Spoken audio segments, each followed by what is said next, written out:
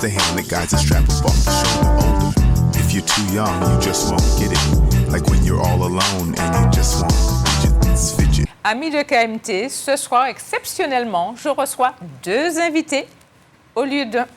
Voilà. Alors, je vais vous présenter une jeune chanteuse, une jeune artiste réunionnaise qui s'appelle Sika Airlion. Nous allons passer une demi-heure de conversation avec elle pour vous aider à mieux la découvrir. Et puis, ceux qui connaissent déjà, ça sera un plaisir. Et puis voilà, évidemment.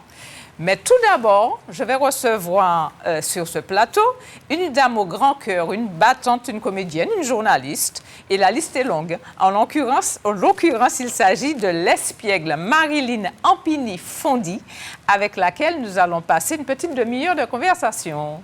Merci beaucoup de me recevoir et merci de me recevoir chez vous. Comment Merci. ça va, Marilyn? Bien, dès que je suis en création, ça va. Un peu anxieuse, puisqu'il y a une création demain, la semaine prochaine. Donc un peu anxieuse normalement, parce que je veux toujours essayer, comme toi tu le fais dans ton école. Et, voilà. Voilà. Même si on sait que la perfection ne sera jamais de ce monde, mais on veut toujours l'atteindre. Voilà. C'est notre devoir. Parce qu'on se dit qu'on va déplacer des gens qui viendront nous voir et qu'il faut essayer de leur donner le meilleur et puis qu'ils se disent « Ouais, j'ai bien fait de sortir de chez moi. » Oui, tout à fait. Alors, en tout cas, à chaque fois, ça marche quand même. Hein. Alors, tu étais venu nous voir l'an dernier pour nous parler donc d'une pièce de théâtre et d'un de tes ouvrages. Oui. Alors, tu reviens cette année. Un an et demi. Non, ça fait en décembre 2000, on est en 2025. J'avais regardé, ça fait décembre 2024, 3. Oui, enfin, moi, j'avais vu que ça faisait à peu près un an et demi, oui, à peu près. Ouais. Alors, de nouveau, un ouvrage. C'est vrai. Parce que tu es très prolifique. Et puis, il y a quoi, une pièce de théâtre? Oui, un concert-théâtre. Un concert-théâtre à la Triomphe vendredi soir. Voilà. Et ensuite, le vendredi d'après, une fresque du théâtre vivant, une fresque de rue, quasiment, qui va prendre toute la rue du Bourg du Diamant, puisqu'elle va commémorer un événement qui s'est passé il y a 100 ans dans ce même bourg. Exactement. Qui est un peu plus vieux, mais qui est dans ce même bourg, dans le même lieu. Le même lieu. Oui. En tout cas, on aime bien le diamant, alors ça tombe bien. Alors, Marilyn Ampiny-Fondy est passionnée par beaucoup de choses, comme vous l'avez compris, mais tout d'abord, on va commencer par l'écriture. Alors, la lecture te nourrit. En fait, tu dis dans ton livre, parce que je l'ai lu, j'ai pris le temps quand même, toute lecture, et je présume depuis l'enfance, quand tu cites dans ce livre le Club des 5, qui était notre lecture loisir quand on était gamin, la Comtesse de Ségur, etc. Parce qu'en fait, on n'était pas à l'époque drogués, excusez le terme, par notre dépendance aux tablettes. Voilà. C'est vrai qu'on a eu cette chance de ne pas être assaillis. Voilà, la chance d'aller pique-niquer dans les arbres, d'aller dans la nature. D'aller pêcher les cyriques. Voilà, et de lire aussi des livres. Exact. Voilà. Je voulais même les journaux de ma sœur, qui n'étaient pas pour moi, les intimités, les nous deux, il me fallait lire, quoi. Mais on n'avait pas de télé, tout ça, on a eu cette chance-là. Et on avait l'impression d'être un peu... Il fallait presque se cacher pour lire l'intimité. Absolument, il fallait, parce que c'était des histoires d'amour un peu de grands, quoi. Voilà. Et rien d'extraordinaire, de petits bisous sous la bouche. Absolument. En image. Absolument. Mais c'était chez les grands. Donc, mais moi, il me fallait lire. Donc, quand j'avais fini de lire mes propres romans qui m'étaient attribués, il me fallait tomber sur quelque chose. Mais c'est vrai qu'on a eu cette chance de ne pas être assaillis par tous les écrans, grands et petits, que les jeunes ont à leur disposition. Alors moi, on ne peut pas non plus faire qu'une génération ressemble à une autre. Oui. Mais je dis quand même, c'est pour ça que j'ai écrit au commencement un tel mot, je dis que même si on peut passer son temps sous les tablettes, même si on peut passer son temps devant le grand écran, il faut trouver ce temps pour lire. Parce que aucun de ces loisirs que je viens de citer et d'autres ne donne ce vocabulaire, ce pouvoir de l'imagination, de l'imaginaire. C'est ce que je... Absolument. C'est ce que j'ai bien compris quand j'ai lu ton livre. Tu dis que la lecture avait du pouvoir sur toi jusqu'à atteindre tes émotions. Absolument. Ton appétit, ton énergie, ta force. Oui. Et ça te fait encore le même effet maintenant. Oui. Parce que chaque histoire te nourrit de quelque chose que tu ne connais pas, te nourrit même culinairement de plats que tu ne connaissais pas en Hollande ou je ne sais pas quoi, ou même en Guadeloupe, tu vois, tout près. Même en Martinique, traditionnellement. Je veux dire, chaque histoire te nourrit d'une émotion que tu ne soupçonnais pas. Tu as fait rencontrer des gens quand tu ne... Assises là, Tu es déjà... Oui. En fait, en lisant les descriptions du livre, par exemple, C'est ça. Tu te fais l'image. Absolument. Tu as l'impression de voir... Exactement. Et le cinéma, par exemple, le cinéma donne aussi cette chose-là. Mais le cinéma, c'est quand même si c'est adapté d'un livre, c'est toujours réalisé par quelqu'un. Oui. Eh bien, le livre Donc, te donne l'émotion et c'est toi-même qui fais ton film et ton synopsis. Voilà. Wow. Alors, la lecture par la suite, on a commencé avec le Club des Sectes, mais quand même, ça monte au fur et à mesure. Bien sûr. Avec Balzac, Zola, Baudelaire. Tu ouvrais les portes de l'ailleurs, justement, et tu as senti net cette passion de l'écriture en toi. Oui. Alors, j'ai toujours été jeune. Très jeune. Et c'est des amis à moi. C'est plus quand je suis allée faire une rencontre littéraire là-bas pour le dernier livre, Au cœur au bord des yeux. Ils m'ont dit, mais Marilyn, tu as toujours écrit des poèmes, des poèmes un peu satiriques sur mes propres camarades, etc. Et puis après, j'avais même un peu oublié. Donc j'ai toujours aimé écrire. Des petits cahiers, oui, par exemple, tu étais ma camarade, j'écrivais sur ta manière de te comporter en classe, sur le professeur, sur des petits cahiers. Donc tu avais déjà quand même le côté observatrice aussi. Absolument. Dont ont besoin les écrivains. Les écrivains et les comédiens aussi. Oui, c'est vrai. Tout ça était déjà là, enfoui. Donc finalement, on n'échappe pas à son destin. Oui, et puis l'écriture est venue vraiment de façon, comme je l'ai toujours dit, de façon impérative. L'édition plutôt. J'ai toujours écrit, mais d'être édité, j'avais jamais pensé, mais elle est venue de façon impérative à la mort d'une amie qui était Édith Lefebvre en l'occurrence. Mais tous les gens qui ont des amis connaissent ça, quoi. Soit ils font ce qu'ils savent faire pour oublier, pour faire le deuil. Alors ça peut être aller pêcher du gros thon au large de Saint-Pierre et Miquelon. Moi, je sais lire, écrire, je sais lire, et je sais jouer du théâtre. Eh bien, j'ai écrit pour elle. Que j'avais lu, effectivement. Oui, pour faire le deuil, tout simplement. Alors, tu as plus tard enraciné tes lectures. Oui. Elles sont devenues plus caribéennes. Donc, Césaire, Zobel, Confiant, Condé, Chamoiseau et tant d'autres. Pinot. Alors, la transition s'est faite de manière naturelle? Ah oui, parce que j'ai quand même un grand faible pour les grands classiques comme Zola, parce qu'il m'a fait pénétrer des domaines sociaux inimaginables. Et puis en profondeur, non seulement économiquement, mais socialement, humainement, sensuellement. Moi, c'est Rougon-Macquart, toute sa série, ça reste encore dans ma mémoire. Balzac, un peu moins, j'aime sa manière de décrire les portraits. C'est une façon, une plume inégalée. Et puis, dès que tu rentres dans Césaire, eh bien, tu as envie de rentrer dans ton pays plus profondément. Mais Césaire reste quand même en poésie, pour moi, en tout cas. Oui. Pour moi, je prends le maître. Jusqu'à présent, cette manière de parler de l'arrachement de la mer Afrique, cette manière de parler de cet asservissement pendant des siècles sur les habitations, cette manière de parler de ce que nous n'avons rien inventé, mais que ce dont nous savons et ce que nous portons au monde, ce que nous avons de singulier et à la fois d'universel, moi, ça me choque, ça me parle toujours. Et puis, c'est un livre vivant lui-même parce qu'il avait un vocabulaire. Tout le monde dit, moi, laminaire, mais sans savoir à la base qu'est-ce que c'était. Que le laminaire. Donc, en fait, il faut presque des fois prendre un dictionnaire quand on lit Césaire pour connaître le sens de chaque mot, de chaque chose, l'image qu'il a donnée par rapport à cette chose. Absolument. Et je trouve ça magnifique. Ah, il est fort. Et il y a des livres de lui en particulier qui continuent de me parler, c'est Les Chiens, Cahiers et Discours sur le colonialisme. Et je crois qu'en même temps, il était prémonitoire parce que ces livres sont encore, comme les grands d'ailleurs, les grands musiciens, les grands artistes, restent encore d'actualité malheureusement. Ça veut dire qu'il y a encore des discriminations, des injustices et des choses comme ça de par le monde et même de plus en plus auprès de nous, ça revient. Il y a des relents morbides et mortifères qui reviennent en ce moment. Et Césaire, la seule chose que j'aime à dire, alors ça fait rire les gens qui l'aiment beaucoup, j'aime à dire qu'il s'est trompé quand même dans Le Rebelle, parce que Le Rebelle, c'est lui, mais il s'est trompé quand il dit il va mourir, le rebelle, oh, ce sera pas grand-chose. En fait, j'oublie. Il n'a pas laissé Exactement. Voilà, en fait, Exactement. C'est la seule chose sur laquelle il s'est trompé. Alors qu'en fait, il est connu pratiquement dans le monde entier. Il est étudié aux États-Unis. Et son enterrement, tu as vu comment ça a eu lieu. Oui. Wow. Voilà. On en serait là toujours si on n'avait pas mis fin à ce que la route soit un peu déblayée, quoi. Donc, je me dis que c'est la seule chose sur laquelle il s'est trompé, mais en riant. Et puis après, j'ai aimé la verve de Confiant, la truculence de Patrick Chamoiseau. J'aime la plume scalpel de Pinot. Faut dire que inconsciemment, elle a été longtemps une infirmière psychiatrique. Elle a dû avoir ce cette manière de rentrer dans le moral, le mental et les soubresauts psychologiques de ces personnages. J'aime beaucoup ces plumes-là. Et en même temps, ces plumes-là auraient pu m'empêcher d'écrire. Oui, parce que quand tu fasses... Tu comprends, quand tu es fasciné par... Et puis, moi, je dis comme moi, mais non, écris comme il y a. Chacun a et puis voilà. sa pierre à Et puis voilà.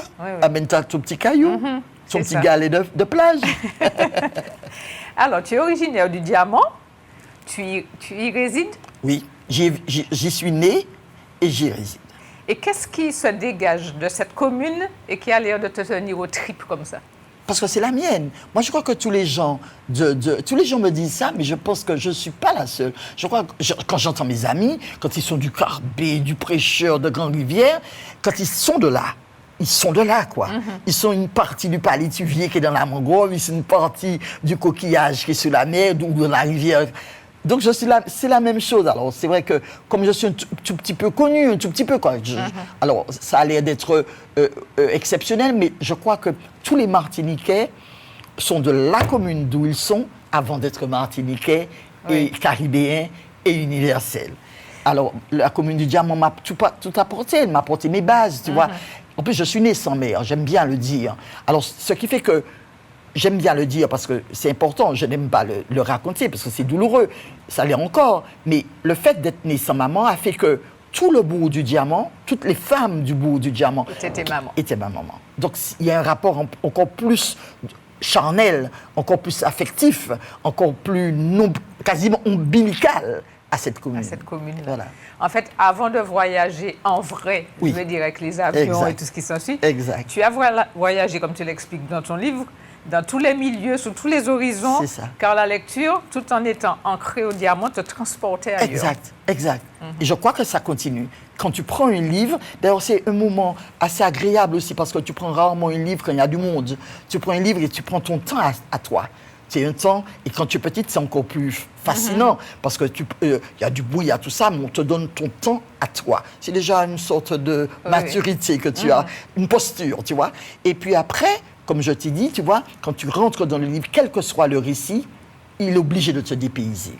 Ça veut dire que j'étais au Diamant, bien assise au Diamant, mais j'étais ailleurs pendant un petit moment. Voilà, absolument. Voyager. Voilà. Alors, le titre de ton nouvel ouvrage, que peut-être qu'il va mettre à l'écran Jean-Michel Césaire, notre qui est à la technique. Préféré, de toute façon. J'étais en train de parler de Jean-Michel Fonfon. Bon, alors, Jean-Michel Césaire, qui est à la technique, va peut-être nous mettre l'image. Alors, le titre de ton nouvel ouvrage s'appelle « Au commencement étaient les mots ». Et tu nous décris dans cet ouvrage tous les faits de ces mots, on l'a à l'image, tous les effets que ça a eu sur toi, tous les personnages que tu endossais, jobbeuse, pacotilleuse, combative, festive. En fait, on a toute la description de l'importance pour toi des mots et de tout ça. Et finalement, quand tu me le dis, j'entends aussi que le commencement du théâtre. Mais oui, c'est ça. C'est-à-dire que non seulement il me nourrissait, il me gavait, il m'enchantait, il me dépaysait, et j'ai eu ensuite envie de partager ces émotions-là avec le plus grand nombre. Et c'est pour ça que je dois tout aux mots. Je dois mes plus belles émotions, je dois ma carrière, entre guillemets, mon parcours social, quoi, aux mots. Et soit le mot lu, soit le mot dit en partage en tant que comédienne, soit le mot écrit en tant que journaliste, et puis en tant que nouvelliste que je suis. Oui, parce que justement, Marie-Léna Ampény-Fondi, donc, elle a commencé par écrire des articles pour les lecteurs pendant une vingtaine d'années de France Antilles Hebdo, Élite Madame, Francile à Paris, TV Mac Guadaïmada, France Antilles Martinique. Il y en a encore d'autres que j'ai oubliés. Non, c'est ça. Voilà. Donc, et France Antilles Magazine. Et France Antilles Magazine. Donc, en fait, on voit déjà que sa plume était partout, mais précisément au service un petit peu des artistes. Beaucoup. Il n'était qu'au service des artistes qui peinaient à créer ou qui étaient enchantés de créer, mais qui créaient et qui nous donnaient quelque chose d'eux-mêmes en partage et que j'appelais les gens à mieux connaître ou à mieux aller voir et leur donner des pistes et les interviewer. Ma plume a toujours été dans le domaine culturel. D'accord. Le domaine que j'aime beaucoup. Je l'ai partagé avec les peintres, beaucoup avec les musiciens, beaucoup avec les comédiens particulièrement. Voilà. Alors, dans cet ouvrage de Marilyn Fondy, eh bien, tu essaies de nous faire comprendre, enfin, en tout cas, de faire passer un message pour la jeunesse, leur faire comprendre qu'ils devraient lire davantage, que cela les enrichirait profondément, en fertilisant leur vocabulaire, en dopant leur capacité d'analyse et de réflexion. En fait, si on regarde bien, c'est quand même presque un problème mondial. Hein. Absolument, absolument. Je m'adresse à tous les enfants, tous les jeunes. Ah oui, c'est un problème mondial. Voilà. Cet impérialisme des écrans est mondial, absolument. Et encore bien plus dans les pays développés. Mais toutefois, je maintiens que, et tu vois, je vais ajouter, parce que tu vois, le temps nous apporte des choses. Et en ce moment, tu entends bien ce qui se passe, pas plus tard que la semaine dernière, etc. Je vais dire que je suis sûr de ça. Le livre nous apprend aussi à être humain, nous apprend à tolérer l'autre, nous apprend à voir l'autre comme une part, même s'il est différent, mais comme une part, et le respecter.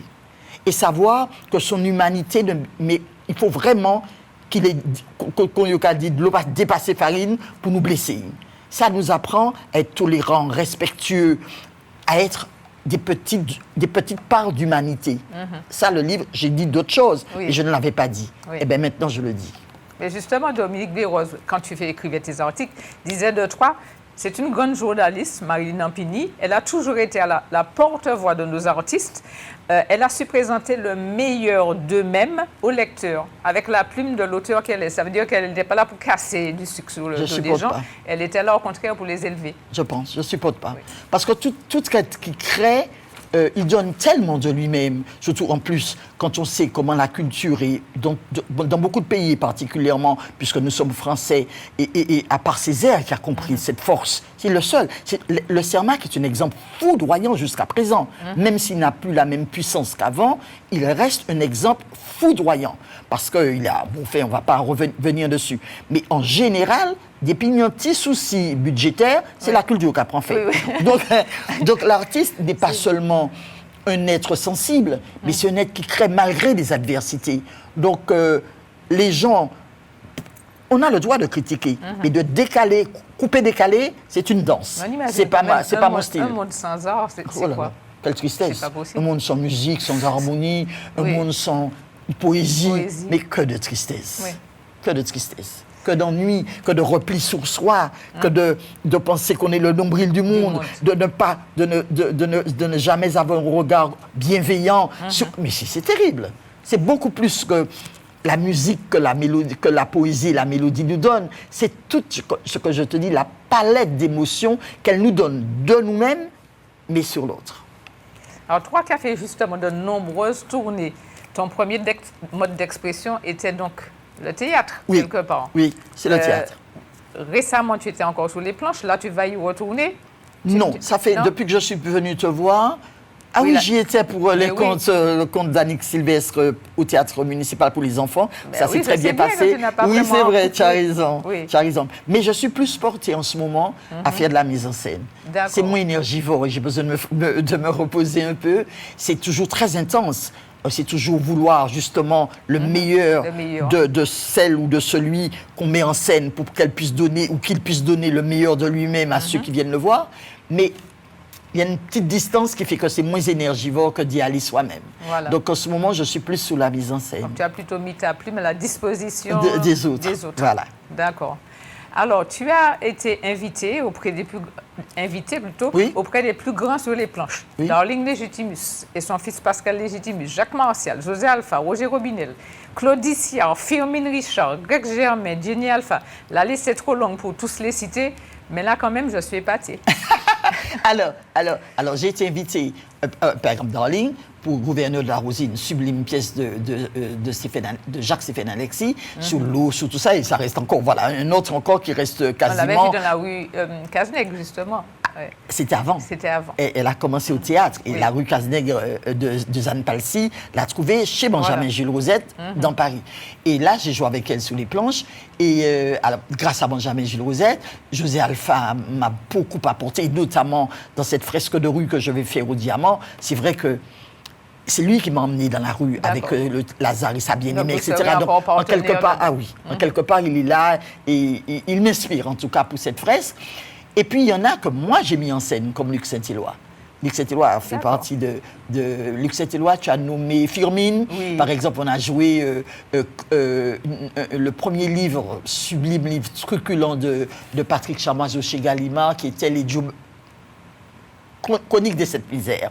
On a joué à la Sorbonne et c'est moi qui avais fait la mise en scène avec Greg Germain. Enfin, il y en a qui m'ont invité, que j'ai invité, mais il y en a tous.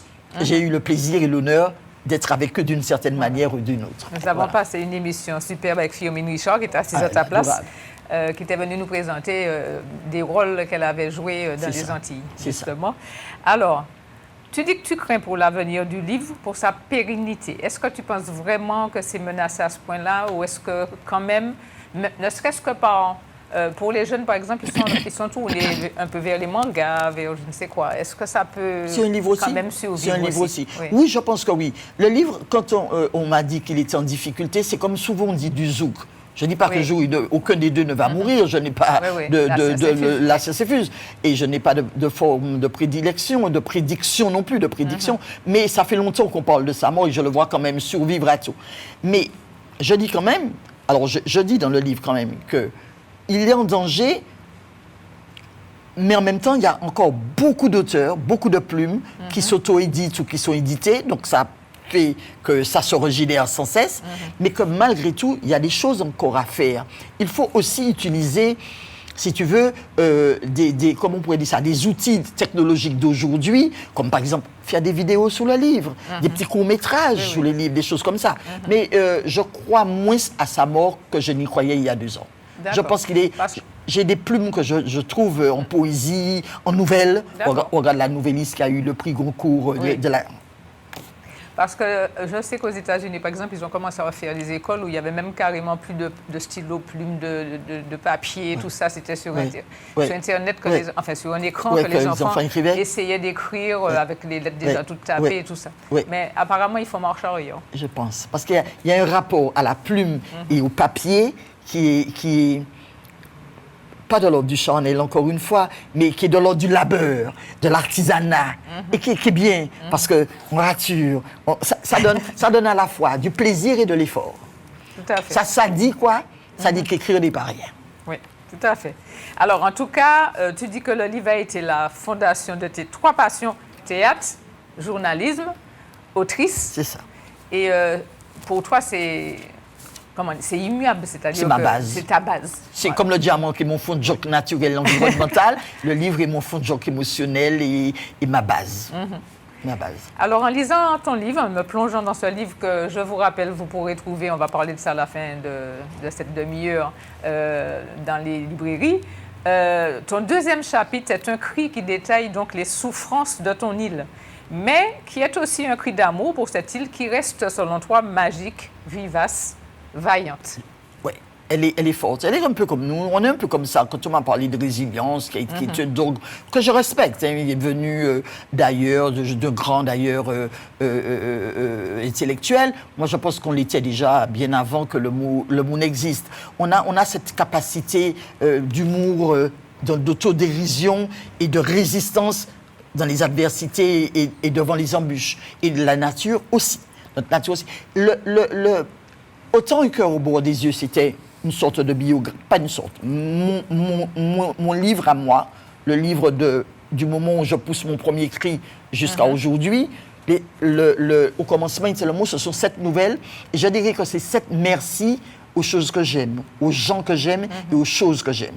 Alors, au livre, à la nature que je trouve bienveillante malgré tous les méfaits, tout ce qu'elle subit. À Léona Gabriel, que j'admire passionnément, parce que c'est pas seulement une grande chanteuse populaire, pas seulement une grande autrice, compositrice populaire, mais une femme remarquable et incroyable à son époque, et qui même aujourd'hui le serait encore. Oui, tout à fait. Au chagrin d'amour même aussi. D'ailleurs, c'est demain. C'est demain soir. 16 mai, à Oui, Tropicatrium, oui. qu'il y aura la pièce Sur les pas Exact, de de Léonard Gabriel. On voit à l'écran en ce moment. C'est ça. Donc là aussi, tu assures la mise en scène et l'écriture. Et l'écriture et la mise en scène. La mise en scène, je l'assure avec Rita Ravier, parce qu'il y a de la scénographie, il y a des mouvements. Et l'écriture, oui, c'est moi qui ai écrit cette pièce, qui est dite merveilleusement par la comédienne Gloria Bonheur, et mise en scène par tout le reste, et mise en mouvement par les danseurs, par Pascal Pidibi, etc. Mais ils sont surtout dits, puisque à travers ce concert, non seulement on donne à entendre une partie, parce qu'elle a été très prolifique, une partie de ce qu'elle nous a laissé en héritage musicalement, mais on donne aussi à entendre sa vie intime, sa vie sociale, sa vie de femme, première femme à être au beau milieu d'hommes. Tu imagines, en plus mulâtresse à l'époque. C'est une caste qui n'entend pas voir une femme ailleurs que dans ses salons, quoi. Exactement. À élever les enfants, ce qu'elle n'aura pas eu d'ailleurs, et pas au beau milieu d'hommes noirs en train de jouer du violon, de ceci, du tambour et de la conga. Elle va le faire envers et contre tout jusqu'à la fin. Oui. Voilà. Et c'est une pionnière en plein de choses. En plein de choses. Elle me fait penser, mon côté masculin, à Francisco, qui en fait était de la caste mulâtre aussi. Absolument. Et qui avait introduit le tambour dans les comment on avait appelé ça encore? Biguine Lélé. Biguine Lélé. Voilà. Parce qu'il y a la Biguine Roubap de celui qui avait les lunettes fumées, je le vois dans j'oublie. Non, c'est avant. C'est avant, oui, il est plus vieux, il est beaucoup plus vieux. Et puis, la Biguine Lélé, qui est un autre truc que Francisco avait emmené avec son piano. Absolument. Absolument. Alors, mais lui, c'était un homme. Oui. Et c'était une autre époque. Il faut imaginer. Imagine. Pour te donner une idée, pour rester sur elle, on n'en parle pas là, mais des historiens m'ont confirmé que au début de sa carrière, qui va devenir immense, mais au début, pour s'imposer, parce qu'elle était, elle était huée par les mecs, elle était jalousée par les femmes, elle était... On lui avait donné une mauvaise réputation. Très mauvaise, très mauvaise. De toute façon, c'était pas une mauvaise réputation, c'était la réputation qui sied aux femmes. Une femme, pendant longtemps, une femme artiste, c'est une prostituée. Oui, donc elle l'avait royalement. Eh bien, elle marchait dans ses robes, dans ses poches, avec des petits cailloux et des trucs, comment on pourrait dire ça, des tessons de bouteille, des petits morceaux de thé. Ouais. Parce qu'il fallait qu'elle se protège, qu'elle se défende. Alors, le bonheur qu'on a eu, parce que je n'appelle pas non plus à la violence, et je ne crois pas qu'elle le faisait, mais il fallait bien qu'elle se défende. Et le bonheur qu'on a eu, c'est qu'elle n'ait jamais eu à le faire. C'est que sa gouaille, sa manière canaille, et puis peut-être que quand elle l'enlevait, ça donnait le fait de pas venir chercher moi. Mais elle savait qu'il fallait qu'elle se protège. D'accord. Eh bien, on en apprend des choses. Alors, justement, allez voir, pour peut-être en apprendre encore plus. Oui. Voilà, donc c'est demain à quelle heure? C'est demain soir à 19h30. Un spectacle unique à Tropicatrium dans la salle Aimé Césaire. Aimé Césaire, donc dans la grande salle. Voilà. Avec Pascal Pidibi et Dominique Béroz, le directeur musical de cette affaire. Très bien. Alors, pour en revenir à ton livre, le chapitre Les chants du chagrin. Alors, c'est bouleversant. On a tous connu cela, il faut le dire. Mais tes mots pour le décrire sont si forts que ça nous prend l'estomac, ça nous prend les C'est ce qu'on me dit. Ben, parce que je crois qu'au moment où je l'ai écrit, je le vivais, quoi. Donc, le mot, je n'ai même pas eu à le chercher. Il s'imposait. Je crois que c'était un moment donné où j'étais en train de le vivre, en train de peut-être terminer le deuil, mais enfin, il était encore vivace, il me brûlait encore. Donc, c'est vrai que beaucoup de gens me disent que les chants du chagrin sont beaucoup de femmes aussi. Ah oui, ça nous prend. Oui. Et comme je disais, on a tous connu, on a eu des divorces, on a eu des séparations, on a eu des... Absolument. On se sort vaillamment, comme Léonard Gabriel le dit. Il faut me tomber, pas jamais désespéré. Voilà. Alors, tu es venu également, à part la sortie de ton livre, nous parler du centenaire de la guerre du diamant. Alors, apparemment, il y aura une fresque théâtrale de rue. Oui. Alors, Léo Meurtrière, que tu mets en scène, tu as fait un appel à candidature pour les figurants. Là, il est trop tard pour encore... On peut encore. La figuration, on peut encore. Les rôles, c'est plus difficile parce qu'il faut plus les travailler, il faut les apprendre, etc. Mais la figuration... Plus on est de monde dans cette rue, même s'il y avait à l'époque de ce diamant de 1925 à peu près 200 habitants, là, si on peut plus faire nombre, ça ne me gêne pas. Ça ne te gêne Non. pas. D'accord. Ils peuvent venir. Donc, c'est 1h30 de spectacle vivant. 1h40 à peu près, 1h40 oui. à peu près. De spectacle, Alors, de pour le musique. jeudi, Pour le... alors, c'est quel jour? C'est le vendredi 23. Vendredi 23 mai Voilà. 2025. Voilà. Effectivement, on avait corrigé le... Oui, Voilà. absolument, la date qui n'était pas bonne au départ. Puisque ça s'est fait le 24 mai 1925. C'est une élection qui avait été reportée parce qu'elle avait déjà connu des troubles des forces de l'ordre qui étaient des forces du désordre à cette époque, et peu politisées, tenues par les hommes politiques de l'époque. Donc la gauche montante les terrassait et les faisait peur. Donc ça a été une élection qui a été reportée au 24 mai 1925 et qui va se terminer par 10 morts, dont 8 diamantinois le soir. C'est pour ça que je l'appelle l'urne meurtrière. Voilà. Et le matin même, les gens connaissent plus d'ailleurs cette histoire de zizine. Quand on dit zizine, on sait que zizine est des étages. Ils sont morts le matin, toujours dans cette même mouvance, à Ducos. Mais nous, au Diamant, cette histoire est moins connue alors qu'elle est aussi tragique, sinon plus, parce qu'elle a fait beaucoup plus de dégâts. Oui, je ne pensais pas qu'il y avait tout ça de... Oui. D'accord. Alors, quand je vais vous dire en tout cas que Marilyn Ampinifondi est une fausse retraitée ou alors une retraitée hyperactive, vous avez compris, hein? Écriture d'un nouveau recueil qui s'appelle donc Au commencement étaient les mots. Voilà. Donc, allez le chercher en librairie. Vous allez passer un petit moment vous allez passer certainement, comment dire, des moments qui sont un peu durs. Voilà, mais en même temps, vous allez... mais qui font du bien, parce que c'est comme j'ai dit pour Léonard, ça veut dire on passe par le moment dur, on arrive après, toujours on ressort, Voilà. On remet la tête hors de l'eau. Exactement. Donc, ça va rappeler peut-être des choses à certaines femmes qui ont vécu ça aussi. C'est ça. Et puis, ce n'est pas que ça. Donc, c'est vraiment un hymne à la lecture, à l'écriture. Il y a une nouvelle assez marrante sous le cœur trop épais. Ah oui, j'adore. C'est du vaudeville. J'ai dû sauter ça, C'est du vaudeville. J'ai passé le livre à mon père. Je lui ai dit, tu as lu le passage du monsieur là, qui attendait son anniversaire et qui pensait qu'on l'avait oublié. Ah oui, là, j'ai bien rigolé. Alors, j'ai des copines qui disent, non, chien. Et puis d'autres copines qui disent, mais non, il faut le comprendre. Alors, c'est marrant, les réactions. Oui. C'est marrant. Oui, donc allez lire le livre pour ça aussi. Il y a des petites histoires assez sympas aussi. Alors, donc, il y a le nouveau recueil. Il y a la pièce de théâtre avec, donc on a le concert théâtre de demain soir. De demain soir, et puis, pour Léonard Gabriel. Et puis il y a la fresque de vendredi 23.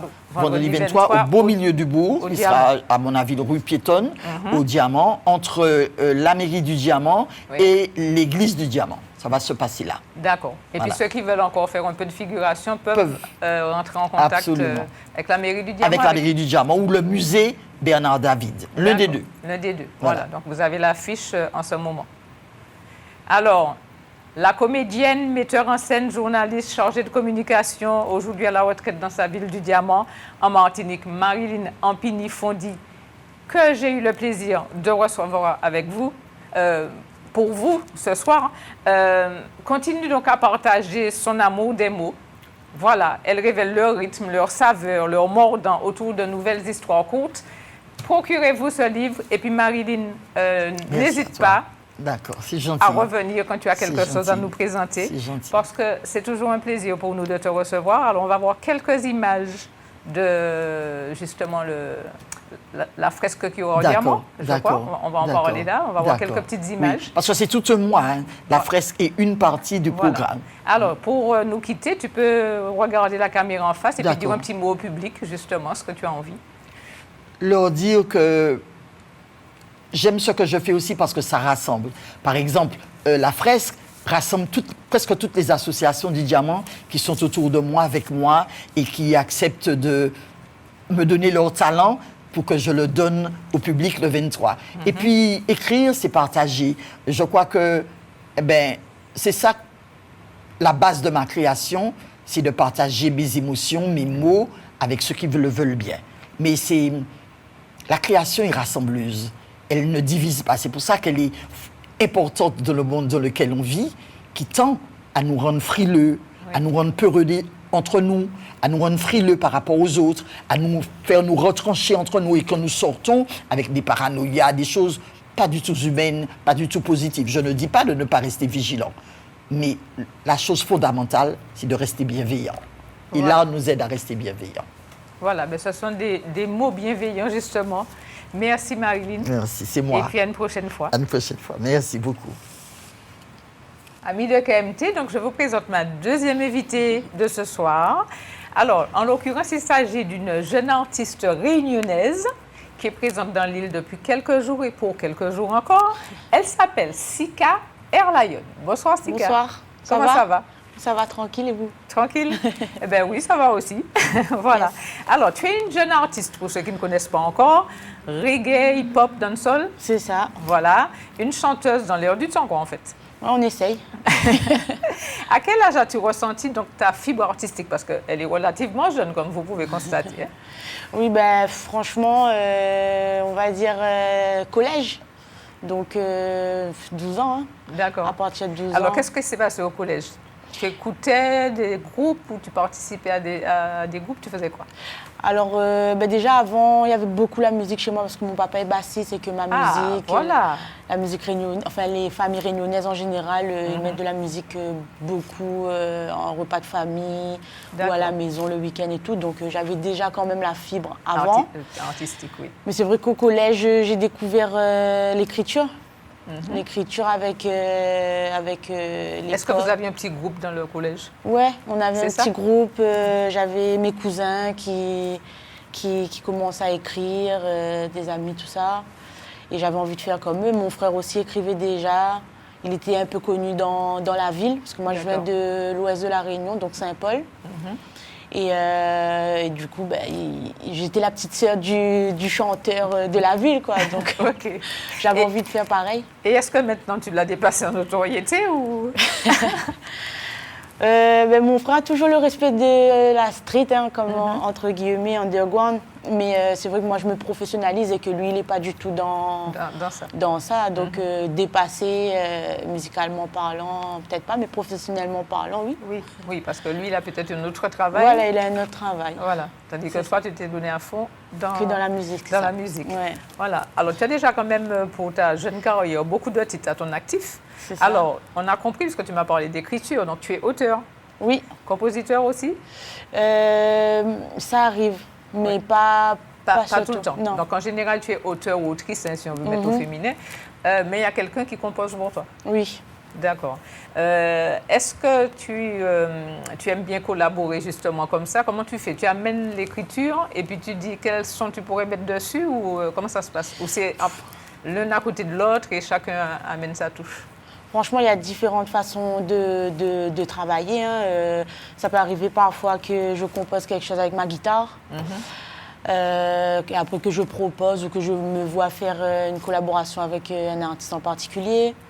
Ça peut arriver que mon compositeur me propose une instru, j'ai un coup de cœur et que tu mets j'essaie des de paroles poser dessus. dessus. Voilà. D'accord. Ça peut arriver qu'un artiste me propose quelque chose qui me ressemble ou pas, que j'ai envie de me challenger ou pas, que j'ai de l'inspi dessus.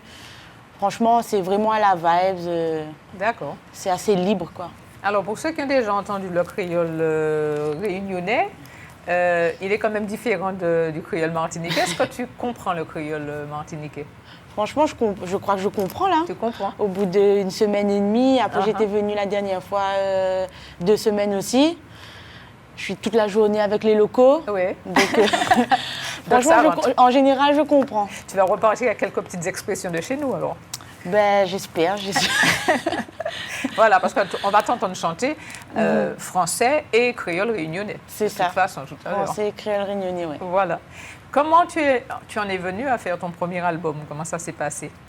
Parce qu'il s'appelait Endémique. Ouais, mon album s'appelle Endémique. Comment on est arrivé à faire le premier album? Ben, en fait, ça fait des années que je chante. J'ai rencontré mon équipe il y a 2 ans. Ça fait à peu près 2 ans là, que j'essaye de me professionnaliser. On a pu faire ensemble un premier EP qui s'appelait Intense, de 7 titres, qui est sorti l'année dernière. On a eu de bons retours, mais après on s'est vite rendu compte en faisant ma première tournée aussi l'année dernière que j'avais pas assez de morceaux pour faire du live sur scène. Donc, il a fallu... Tu aurais fallu mixer des reprises d'autres personnes voilà. en plus de tes titres. C'est ça, j'en ai fait aussi ça. Oui. J'ai fait aussi des reprises et tout, mais bon, on s'est dit, bon, il vaut mieux produire suffisamment de sons pour que les gens qui viennent découvrir, ils voient aussi ma palette et puis qu'il y a de quoi manger, quoi. Alors, ton premier album, justement, ce bébé-là, a mis combien de temps pour voir le jour? Alors, de novembre à février, je suis allée 3 mois à La Réunion et on a fait 16 titres en 3 mois. D'accord, parce qu'en fait, tu ne vis pas à La Réunion. Je ne vis pas à La Réunion, j'habite à Montpellier en ce moment-là. Voilà, ville que je connais bien pour y avoir fait des études. Ok, c'est cool là-bas. Ah oui, c'est très mixte, c'est très mélangé. Voilà. Alors, comment dire, on va écouter un premier titre de toi, Valère. Est-ce que tu peux nous en parler de ce titre? Ah, ce titre-là, franchement, c'est l'un des titres qui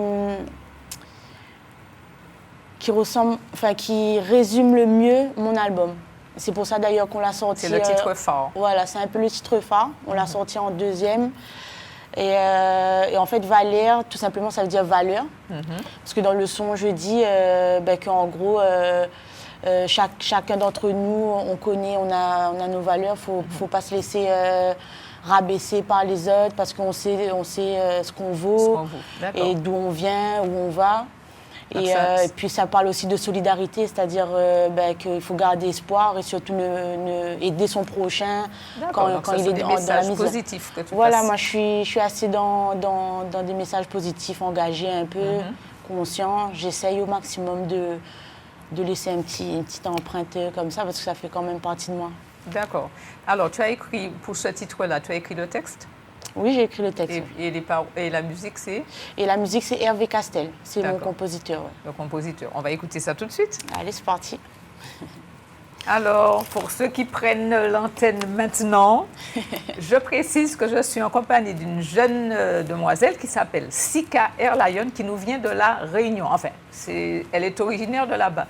Alors, elle me disait hors antenne qu'en fait, elle était partie faire ses études à Montpellier. Donc, elle vit là-bas. C'est ça. Et de temps en temps, quand la famille lui manque, elle va les voir à La Réunion. C'est ça. C'est ça.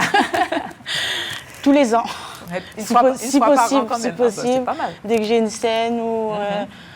Alors justement, tu profites pour te produire chez toi quand tu vas en vacances là-bas? Oui, parce qu'en fait, mon label le studio est quand même basé à La Réunion. Après, ça arrive que je fasse du studio en France. Comme par exemple avec Mathieu White sur l'album, on a fait le son à Paris. D'accord. Mais quand je rentre, c'est une pierre deux coups. Moi, ça me permet de rester un peu plus longtemps. Voilà, c'est ça. Et en même temps, je fais ma musique, donc bon.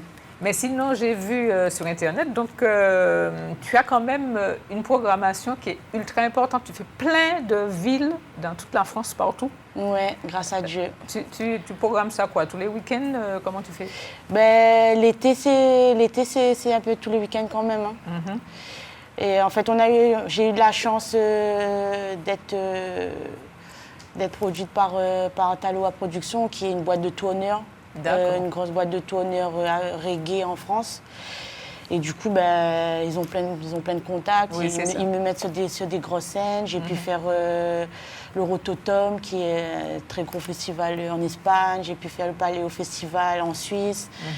Après, j'ai pu faire plein de villes en France. J'ai fait l'avant-première de Kimani Marley. Donc voilà, c'est quand même des grosses expériences, de gros souvenirs aussi.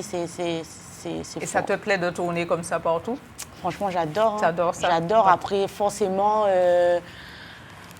ma première tournée, en fait, j'avais pas conscience de l'impact de ces scènes-là. Parce que moi, en étant à La Réunion, j'entendais parler, mais ça n'avait pas trop d'importance pour moi. Ça ne me parlait pas.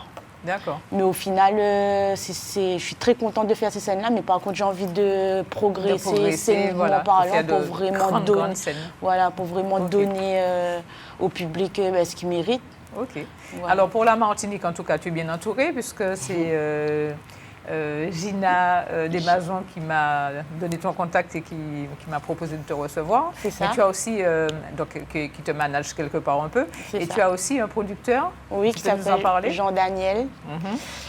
Jean-Daniel Desormeaux. Ben, voilà, c'est un Martiniquais. J'ai aussi un autre producteur qui s'appelle Giorgio, qui est aussi antillais. Donc voilà, c'est aussi pour ça que c'est important pour moi de venir d'être encadré, ça c'est sûr. Et de venir aux Antilles pour rencontrer le public parce que en fait la musique que je fais c'est moi mais c'est l'équipe. C'est l'équipe aussi, on travaille ensemble. Donc voilà. OK. De toute façon, on est des insulaires toutes les deux. C'est ça, voilà. c'est ça. Alors, tu es musicienne aussi, en plus d'être chanteuse. On t'a aperçu un petit peu en train de gratter ta guitare. C'est un autodidacte ou tu as pris des cours? Non, c'est en autodidacte. Et d'ailleurs, il faudrait que je progresse un peu plus parce que... Non, j'aime bien écrire avec ma guitare. OK. Mais par contre, je ne sais pas si demain je pourrais être sur scène avec ma guitare. Il faut que je m'entraîne. En même temps, si tu écris avec ta guitare, c'est que tu es un petit peu compositrice aussi, puisqu'en fait, Oui. tu cherches quelques accords et puis après, tu chantes dessus. C'est quoi. ça. Donc, Tu fais un peu les deux quand même. je fais un peu des deux quand même, oui. Voilà.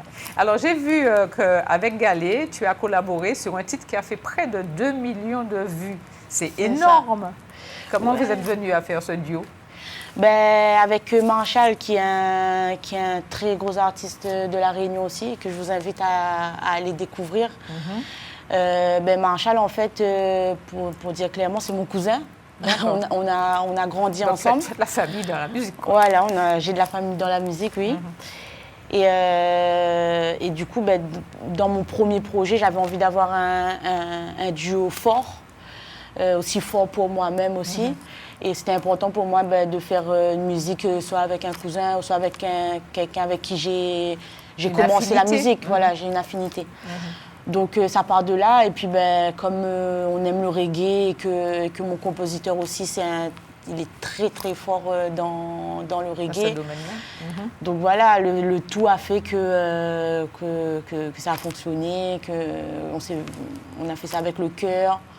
Et ça a donné Galet, tu vois. Alors, tu es déjà venue en Martinique, ce n'est pas la première fois, mais alors te revoilà. En fait, tu t'es déjà produite à différents endroits, comme à la terrasse. C'est ça. Je ne sais plus ce que tu m'as dit encore. Alors, à la terrasse, Oui. avec DJ Houdini et Mali. Et puis là, en fait, tu as encore Ouais. un programme. Oui, j'ai encore un programme là ce samedi Au au Cloud, c'est ça. Et hier, sinon, on était au Café Chaud avec Ruben et plein d'artistes. C'était incroyable, franchement, Café Chaud, c'est trop, trop bien.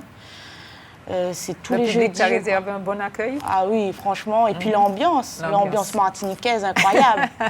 Alors là, Oui, ça, on sait faire la fête. mais c'est faire la fête, mais musicalement parlant, ça sonne de ouf, ça groove. Et du coup, c'était une super soirée. Et ben, ce samedi, ça va être au Cloud avec DJ Houdini. Voilà, on a l'affiche à l'écran. Voilà, donc, c'est c'est ce samedi 17 mai, en fait. C'est ça, Voilà, à 20h30. à 20h30 pour les retardataires, ceux qui veulent te voir. C'est ça. En direct, alors. Donc il faut Tu vas venir ce interpréter samedi. combien de titres à peu près? Ben, normalement, 7 titres à peu près. Donc D'accord. 7 titres de l'album pour faire découvrir l'album. Donc voilà, j'espère que ça va vous plaire, j'espère que les gens vont se déplacer, qu'ils vont venir passer un petit moment. Moi, j'ai fait 8 heures de vol, en tout cas, pour venir vous rencontrer. Oui, c'est ça. Et je vais revenir. Donc voilà. C'est que l'accueil t'a marqué. Ouais, franchement, nickel, rien à dire. Alors ici, en tout cas, tu connais déjà certains artistes, puisque tu as déjà collaboré avec Sahel, C'est ça. un artiste bien de chez nous que j'ai reçu récemment justement dans cette émission. Est-ce que c'est un bon souvenir? Bien sûr. On vous voit à l'antenne en ce moment. Bien sûr. Ben, Sahel, c'est devenu maintenant comme un grand frère. Hein. Voilà, il fait partie de mon parcours. Il a marqué une partie de ma carrière, de mon Est-ce qu'il t'a donné des évolution. conseils Il m'a donné plein de conseils. Je l'ai vu en concert. Je prends exemple aussi sur des artistes comme ça qui cartonnent toujours, qui restent dans le côté message, dans le côté passionné aussi et qui a beaucoup à donner, beaucoup à Il a une partager. très belle voix et puis il a marqué la musique de son pays, ça c'est clair. Ça, c'est sûr. Et en plus, qui transmet, parce que du coup, qui n'a pas de difficulté à faire un feat avec la jeunesse et avec une réunionnaise ou avec n'importe quel artiste, tu vois. Donc, franchement, gros big up à lui et je fais de gros bisous parce que je l'aime beaucoup. L'une de nos artistes préférées aux Antilles s'appelle Orlane et elle est d'origine réunionnaise. C'est ça, je l'ai rencontrée aussi. D'accord. Et c'était une très, très, très belle rencontre aussi. Ça m'a beaucoup touchée de la rencontrer. J'ai eu des conseils aussi d'elle. Et voilà, c'est important pour moi. Ouais. OK. Alors, tu peux nous parler des trophées musique exo? Parce que j'ai vu que tu avais été artiste féminine de l'année, finaliste. Finaliste. Voilà. Ouais. Est-ce que tu es reconnaissante de ce genre de manifestation qui, en fait, valorise les artistes? Bien sûr. Bien sûr, déjà, ça valorise notre travail, ça c'est sûr. En plus, Exo, c'est l'une des plus grosses radios à La Réunion. Ils font tourner les sons toute l'année. Donc, moi, c'est bénéfique de faire partie de ce genre de concours-là. Et puis voilà, moi, je suis contente. Et puis, en fait, ce qui est bien, c'est que c'est aussi une façon de se rencontrer aussi avec les autres artistes. Parce que, bon, moi, je suis en France, donc je ne peux pas forcément être là aux événements. Mais à La Réunion, quand ils font la remise de trophées, tout le monde se rencontre, voilà, on peut discuter, on peut échanger. Et puis ça émène des projets, ça émène des trucs. Donc, voilà. Tout à fait. Alors, tu dis que tu as une influence maloya avec le rythme, la sonorité, que tu as adapté à ta musique. Oui, entre guillemets, oui. Oui, parce qu'en fait, le maloya, c'est la musique traditionnelle de La Réunion. De La Réunion. Et moi, j'ai grandi avec, on a tous un peu grandi avec. Donc, malgré nous, c'est dans les gènes, quoi. Donc, je ne fais pas de musique traditionnelle. Je ne peux pas dire ça parce qu'il y a des gens qui font vraiment ça toute l'année et qui sont très, très forts à La Réunion dans la musique traditionnelle. Mais c'est vrai qu'en fait, je ne peux pas faire autrement. Il y a une petite influence, voilà, il y a une sonorité.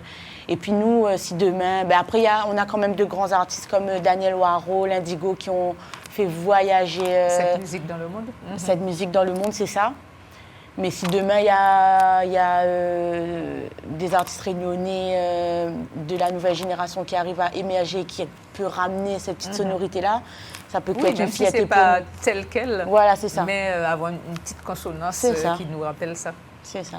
Ouais. Et moi, la plupart du temps, on m'a dit que c'est dans la voix. Donc, je ne peux pas faire autrement. Et puis, dans le créole aussi, forcément, dans le créole. C'est une musique ternaire, en 3 temps. Oui. Donc, il y a une espèce de rythme et de déplacement qui reviennent. Donc, voilà, c'est peut-être ça aussi qui fait la petite sonorité maloya. OK. Alors, je rappelle que je suis avec Sika Air Lion et on va faire une deuxième petite pause musicale. Allez. Si tu veux bien. On est dans l'émission Conversation, donc je converse. Voilà, alors on vient d'avoir un titre qui est pas mal aussi. Qu'est-ce que tu peux nous dire sur ce titre-là? Ce titre-là, du coup, c'est un feat avec Oeson, qui est originaire de Maurice. De l'île Maurice? De l'île Maurice, c'est ça. L'île Maurice qui est du coup à 30 minutes en avion de La Réunion. Voilà. On appelle l'île Sœur, l'île Maurice, parce que c'est vraiment, on se ressemble beaucoup, même dans le créole, dans la façon de vivre, dans plein de trucs. Et en fait, moi, j'ai grandi avec les musiques de l'océan Indien et notamment les musiques mauriciennes, avec de grands artistes comme Kassia, Kaya. Et est-ce que c'est toi qui as voulu faire ce duo avec lui? Oui, c'est moi qui... Comment s'est fait le contact? Le contact s'est fait, quand j'étais en vacances à La Réunion. J'ai fait un concert. Moi, je voulais faire un feat avec un Mauricien, mais sauf que je ne voulais pas forcément faire le feat à distance. Et il était venu pour un concert, le même concert que moi, où il y avait plusieurs artistes sur un plateau. Il était là 1 semaine et en 1 semaine, on a fait la rencontre, le titre, le studio et le clip. Dis donc. Donc voilà, on était... Donc les paysages qu'on voit là, c'est de l'île Maurice? C'est La Réunion, ça. C'est La Réunion? Ouais. D'accord. C'est La Réunion. C'est lui qui était à La Réunion. C'est lui qui était venu à La Réunion. Ça. OK. Quel serait ton plus grand rêve? Quel artiste tu souhaiterais, je ne sais pas, rencontrer ou avec qui tu voudrais te produire? Ou est-ce que tu as un rêve encore plus grand? Il y en a plein d'artistes. Mais moi, j'aime beaucoup les Jamaïcains. J'aimerais bien collaborer avec Lila Aike, Proto-G, Kofi. Voilà, après, toute rencontre est une bonne affaire. Hein. Franchement, même Rihanna. Oui, là, on est monté, là, carrément. Shensia. La Barbadienne. Oui, après, si tu me demandes mon plus non, mais le plus grand rêve, c'est ça que je dis. Voilà. Ouais. Mais bon, après, moi, vraiment, mon rêve, c'est d'amener la musique réunionnaise le plus loin possible dans le monde. Voilà, pour qu'on en parle et que ça éclate c'est ça. Sur le plan mondial. C'est ça. D'accord. Comment ta famille vit ta notoriété? Est-ce qu'ils t'encouragent derrière? Est-ce que tu as des petits messages? Par exemple, cette émission que nous enregistrons à l'île de la Martinique, ils pourront la voir puisque nous postons les émissions Conversations de KMT sur YouTube après, sur le Facebook de KMT, donc ils pourront voir et te donner leur avis. Est-ce qu'ils sont derrière toi? Oui, ma famille est derrière moi depuis toujours. Peu importe mes choix, peu importe où je suis dans le monde, on s'appelle souvent, on reste en connexion. Ça me permet de garder les pieds sur terre. Et moi, je suis bien entourée. J'ai une bonne éducation. Merci maman, si tu regardes l'émission. Merci papa. Ils m'ont toujours soutenue. Après, j'ai jamais forcément demandé d'approbation non plus. Non plus, oui, forcément. Et puis, j'ai jamais trop débordé. Parce que j'ai quand même continué les études pendant une bonne... C'était dans quel domaine? Moi, je suis éducatrice spécialisée de formation. Donc, voilà, j'ai travaillé avec des adolescents dans des maisons, dans des instituts. C'est pas le plus simple? C'est pas le plus simple, mais c'était cool. Tu as un bon contact avec eux? J'ai un bon contact et en plus, j'ai pu faire de la musique aussi avec des adolescents, avec des personnes âgées, des personnes en situation de handicap. Donc, moi, je trouvais que ça se rejoignait à peu près. Donc, c'était cool. Oui, puisqu'en fait, tu abordes avec eux des thèmes qu'ils aiment, puisque en général, les jeunes aiment bien écouter de la musique. C'est ça. Et surtout de la musique de jeunes. C'est ça. Donc, le courant passait bien. C'est ça. Donc, ma maman, en fait, mes parents, ma famille, ils ont vu que j'étais débrouillarde depuis très jeune. Donc, ils ne sont pas trop inquiétés. Est-ce que tu es arrivée à quel âge à Montpellier? Je suis arrivée à Montpellier tard quand même. Je suis arrivée à Montpellier à quel âge? Une vingtaine d'années? Oui, une vingtaine d'années. D'accord. Mais avant ça, en fait, j'ai travaillé tôt. Même si j'ai continué l'école, les études, tout ça. Pendant les vacances, je travaillais, j'avais besoin d'argent, j'aimais bien sortir, faire la fête et tout. Donc, je me débrouillais pour trouver l'argent, pour faire mes affaires, mais surtout par honneur, tu vois, pour prouver à maman que tu pouvais t'occuper de toi-même. C'est ça. T'assumer. Voilà, c'est ça. Ok. Eh bien, c'est super tout ça. En tout cas, moi, je te souhaite une grande carrière. Merci beaucoup. Est-ce qu'il y a quelque chose que tu voudrais ajouter pour les téléspectateurs qui nous regardent? Franchement, merci beaucoup Martiniquais aux Antillais pour l'accueil. Parce que j'ai passé un super séjour. Il me reste 3 jours, il me reste un concert. J'espère que vous allez venir à mon concert samedi au Cloud. Et surtout, j'espère que vous allez écouter mon album Endémique qui est disponible sur toutes les plateformes. Il y a aussi, vous pouvez aussi aller voir mes réseaux, mes clips sur YouTube. C'est Sika et Lion partout. Alors, Sika, ça s'écrit S-I-K-A. C'est ça. R, et puis Lion comme un lion. Hein. Voilà, c'est ça. C'est une lionne, quoi, en fait. C'est ça. Et puis, voilà, force à tous. On est ensemble et puis on ne va pas lâcher. Et puis, gros bisous à La Réunion si on m'entend. Oui, ils vont t'entendre aussi de toute façon après. Yes, alors, le rendez-vous de samedi, c'est samedi 17 mai, 20h30. C'est ça. Donc, vous avez l'occasion. Et puis, quant à cette émission, vous la voyez ce soir donc en première diffusion, mais vous la reverrez aussi samedi après-midi à 14h05. Voilà, toujours sur les zones de KMT. Merci KMT pour l'accueil aussi, du coup. Oui, il n'y a pas de souci. On est ravis de t'avoir reçu, en tout cas. Et puis, pour ceux qui ne connaissent pas encore Sika, c'est peut-être l'occasion, justement, de redécouvrir. Donc, vous pouvez aller, effectivement, sur YouTube, vous cherchez tous les titres qu'elle a déjà fait. Et puis, comme je vous disais, il y en a même qui ont atteint 1,9 million de vues. Donc, c'est dire que c'est quand même regardé. Merci à toi, en tout cas, Sika, d'être venue sur le plateau. Yes. Et puis, à une prochaine fois. J'espère. Voilà. On va revenir. À la prochaine. Téléspectateurs de KMT, bye bye. Et puis, vous connaissez le rendez-vous. À la prochaine fois.